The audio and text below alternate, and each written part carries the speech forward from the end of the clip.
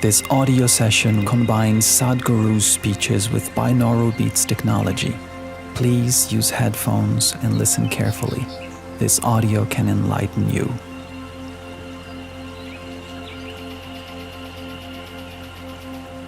You must aspire, but all your aspirations, generally, are a little exaggeration of what you already know. So you should not limit your life to your aspirations, but your aspiration is needed, it is a gas. So you must understand your aspirations are the basis of your enthusiasm for life. Let it be. At the same time, do not allow these aspirations to define the very destiny of who you are and where you should go in your life. Let that open up as you go. Depending upon your capability and competence and the intensity of your involvement, life will open up in many different ways. But aspirations are the fundamental fuel for you to get up in the morning and move on with things to do. Because there could be many impediments in life, many challenges. At every impediment, you will take a backward step if you don't have any aspiration. So aspirations are the fuel which propels you into the next moment. If there was no possibility of you knowing the nature of your own existence, why would I waste my life with you? Because if there was no possibility, what is the point?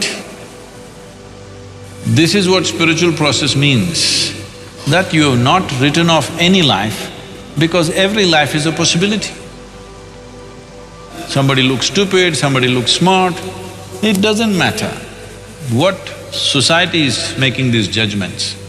But as a life, it has enough intelligence to exist. Because to exist, it needs a lot of intelligence. How many things are functioning?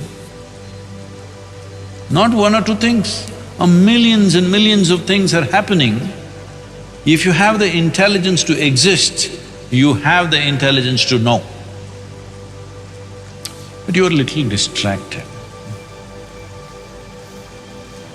You who have not learned how to harness your intelligence, so it's giving you a little headache.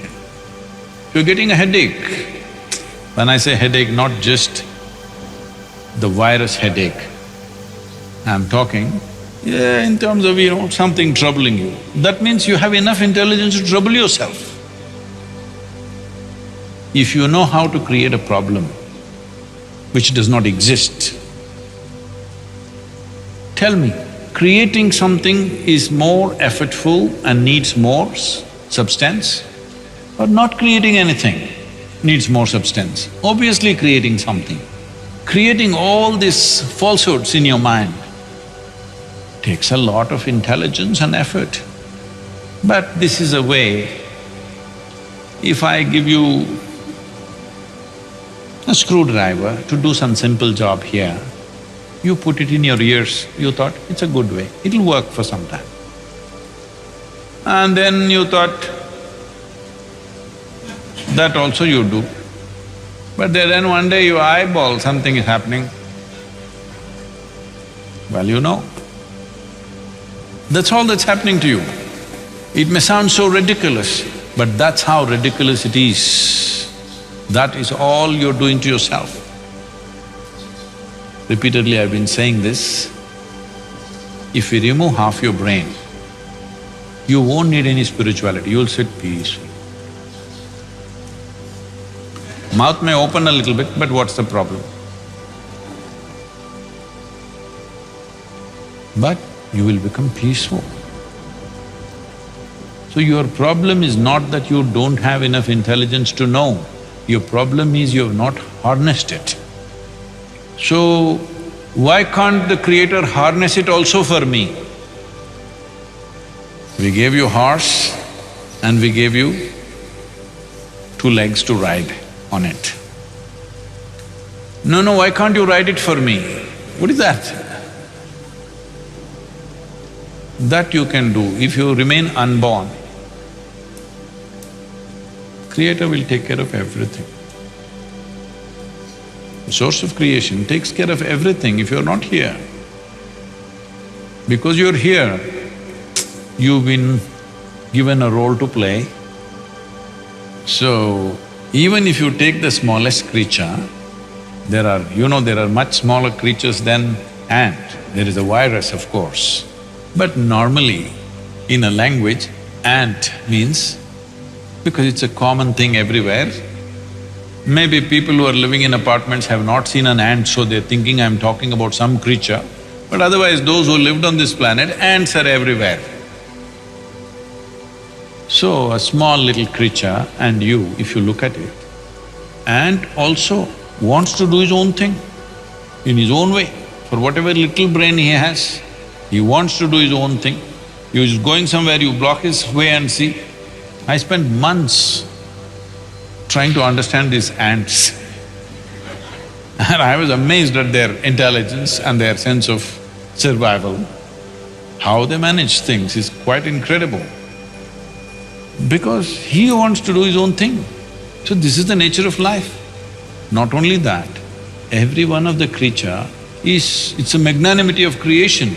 It's given you an individual experience. Just imagine, if you didn't have your neurological system, nothing. Most probably the virus doesn't have an individual experience because it doesn't have any neurological system. We do not know, but I'm assuming. Maybe he does not have an individual experience, they are a collective existence probably. But we have individual experience. All of us came from the same soil, but we have individual experience as we sit here. This is not a small thing. This is a fundamental value of our life, that we have an individual experience. When you have an individual experience, is it not your business to handle or to harness your intelligence to know?